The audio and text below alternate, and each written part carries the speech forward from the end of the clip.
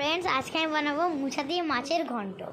কী করে বানাবো তোমরা অনেক কমেন্ট করেছিলে যে মুখে মুখে বলো, মুখে মুখে বলো। আচ্ছা, সেই মুখে মুখে বলবো। প্রথম ছোটো ছোটো করে তোমাদেরকে মুচাগুলো কেটে নিতে হবে। তারপরে নুন, হলুদ, তেল, জিরে, যেন তেলটা গরম থাকে, দিয়ে আবার জিরে, তেল, নুন, হলুদ দিয়ে ভালো করে মুচাগুলোকে ভেজে নিতে হবে। মাছগুলো তোমরা যেমন কাটো তেমনই কেটে নেবে, তারপরে ভিজিয়ে রেখে দেবে। তারপরে হলুদ আর লঙ্কা, নুন এই তিনটেকে দিয়ে মেখে নিতে হবে। তারপরে ভাজার পর দুটোকে উঠিয়ে নেবে।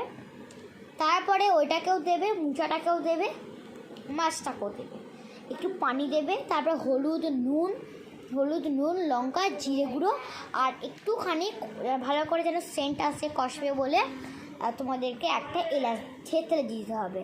এটাই হলো এই রেসিপি। বাই, আবার পরে ভিডিওতে দেখা হচ্ছে।